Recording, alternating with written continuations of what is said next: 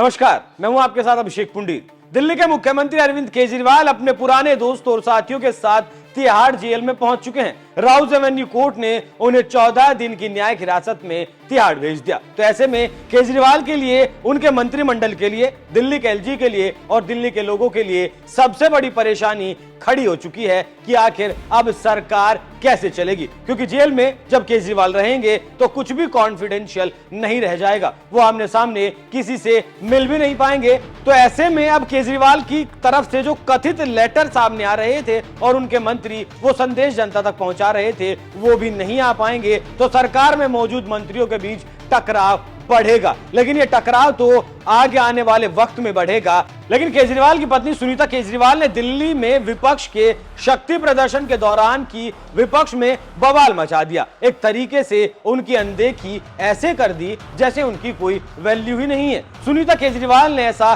क्या कहा जिससे आम आदमी पार्टी में बवाल मच गया? उससे पहले मामले की टाइमलाइन को समझ लीजिए, और वो ये है कि आम आदमी पार्टी जब से गठबंधन ये बना है तब से ये दिखाने की कोशिश कर रही है कि अगर मोदी का कोई मुकाबला कर सकता है तो वो है इकलौते अरविंद केजरीवाल। हालांकि उनके गठबंधन के जो साथी हैं वो उन्हें सबसे कम तवज्जो देते थे, सबसे कम आंकते थे। लेकिन आज वक्त का पहिया ऐसा घुमा कि आज गठबंधन के सारे दल केजरीवाल की गिरफ्तारी को लेकर दिल्ली के उसी रामलीला मैदान में हुंकार भरने आए थे, जिस रामलीला मैदान में केजरीवाल ने अनशन करके कांग्रेस को दिल्ली से खदेड़ दिया था। जितने भी विपक्षी आज साथ हैं, सबको केजरीवाल यहीं बैठकर उधेड़ चुके हैं, सबके ऊपर भ्रष्टाचार के आरोप लगा चुके हैं। लेकिन अब फिर से केजरीवाल ने अपने समर्थन में खड़े नेताओं को जमीन दिखा दी, क्योंकि रामलीला मैदान के जिस मंच पर 26 दल एक साथ बैठे थे, उसी मंच पर सुनीता केजरीवाल ने केजरीवाल की एक चिट्ठी पढ़ी और गठबंधन के साथियों को न चाहते हुए भी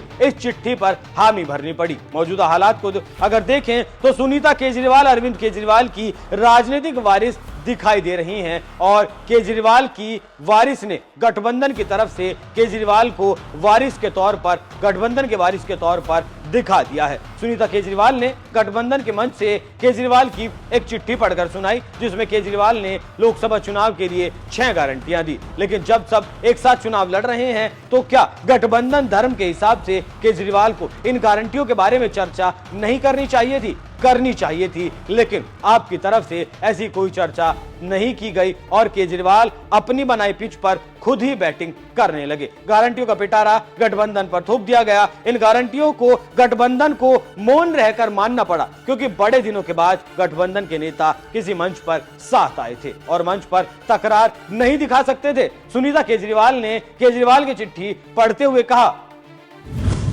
मैं जेल में हूं, इसलिए इन गारंटियों को लेकर इंडिया गठबंधन से बात नहीं कर पाया। उन्हें बिना बताए ही ऐलान कर दिया। उम्मीद करता हूं कि इन गारंटियों से आप सब सहमत होंगे।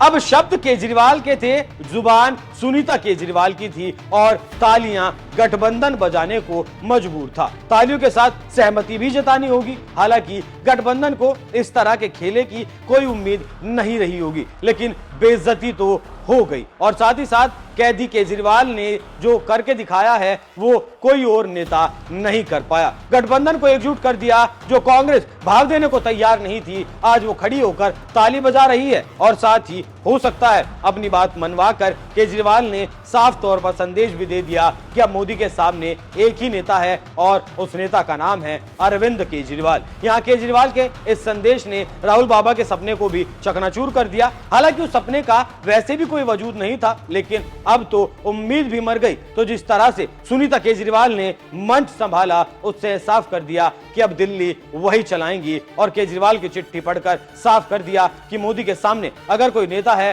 तो वो है अरविंद केजरीवाल। और अब केजरीवाल की बात ही सबको माननी भी पड़ेगी, और अब जल्द ही दिल्ली को नया मुख्यमंत्री भी मिलने वाला है। लेकिन वो कब मिलेगा वो देखने वाली बात होगी। लेकिन जिस तरीके से सुनीता केजरीवाल ने अरविंद केजरीवाल की चिट्ठी पढ़कर इंडिया गठबंधन को संदेश दिया है, उस पर आपकी क्या राय है? कमेंट कर जरूर बताएं। नमस्कार।